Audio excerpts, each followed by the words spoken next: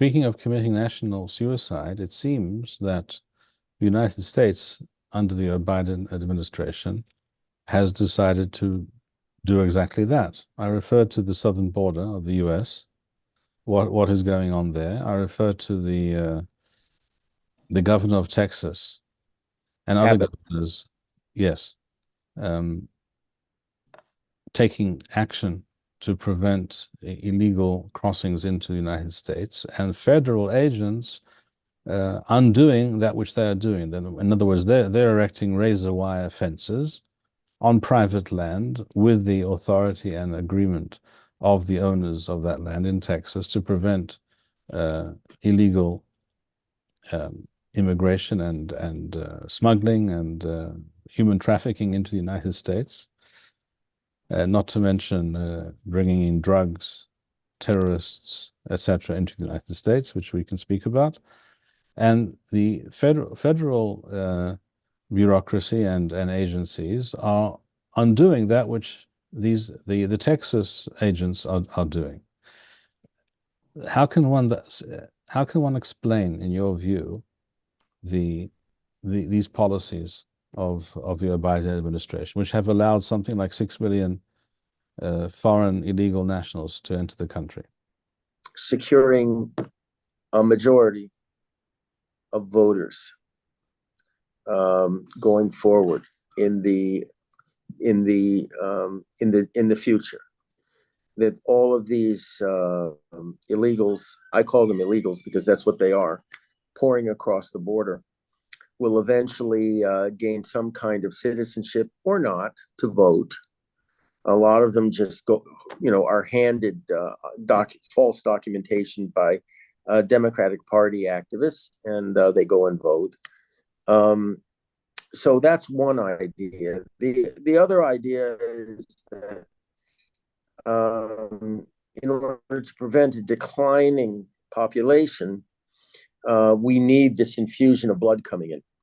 Well, there are a lot of countries who, in order to arrest the lowering birth rate of their society, have opened up their borders to certain people, educated people, skilled people, peaceful people who are enriching their society, but not the US. We're allowing people to, sorry, with the pronoun, the Americans are allowing these unwashed illegals to pour across the border.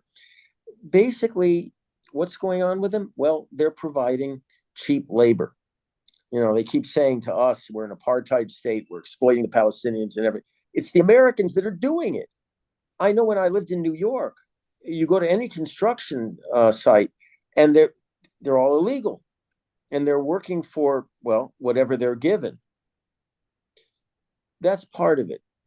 The radical wing of the Democratic Party, the woke wing, as I call it, the George Soros wing of the party, wants as many of these people to come in as possible to tear down the society.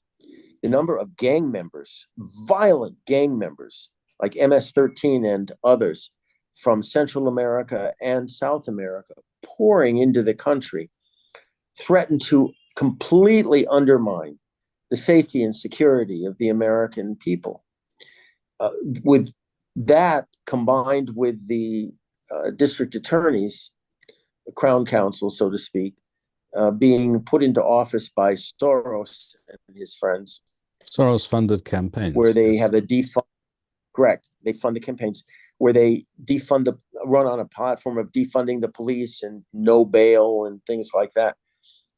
It's a perfect storm for the destruction of the American society. The same thing, by the way, it should be pointed out, is going on in the UK. Over the last few years, we all know about or many of us, I imagine, are following the news. We all know that there is massive illegal immigration into the UK, across the Channel generally, and care of the French, care of everybody, including the French, and no one seems to be able or perhaps even interested in stopping it. The fact is that, again, young men, unaccompanied men, in their thousands upon thousands, many of them from Albania, are entering the UK. And of course, this is just, correlation is not necessarily causation, we're told, but it also happens to be the case that during the last few years, the uptick in the activities and the reach and the power and the criminal empires built by the Albanian mafia in the UK has mushroomed. When a society, And their major sources of income are drugs, prostitution and drugs and violence, other human forms of human trafficking. Look, when Western liberal societies allow a flood of violent, racist, untrainable individuals from the Middle East, and those are the ones I'm concerned about the most, to just, as I said, flood into their societies. Is it any wonder that you wake up and turn the television on and you see Trafalgar Square filled with people, reminding you of a Nazi party event taking place in Berlin in 1938 or 37, except instead of swastikas, they have green flags this time. In the United States, there was a story that came out a few weeks ago, and I must apologize for not immediately writing down the name of the individual in question, but there was a Muslim, an Arab, with a real reputation for violence and terrorism and incitement. It suddenly popped up on the border, and he was stopped. And after his identity had been checked, they let him go. And eventually, a reporter caught up with him somehow and asked him, "What are you doing here? What are you up to?" And this was his answer: "Soon, everybody will know my name and why I'm here." If that isn't chilling, I don't know what is. And while it's true that this past week, the House of Representatives impeached Alejandro Mayorkas, the overwhelmed Secretary of Homeland Security, for his inattentiveness, his unprofessionalism, his criminal neglect of border security in the southern border of the United States. He's not going to get impeached by the Senate. He's not going to be replaced. He's not going to be forced out of his job because he's carrying out policy of the Biden administration. That's what I wanted to say. He's not overwhelmed. He's following the playbook. Correct. He's following the playbook. And the objective of that playbook is the destruction of the United States as a Western liberal capitalist society. And it's happening right before our eyes.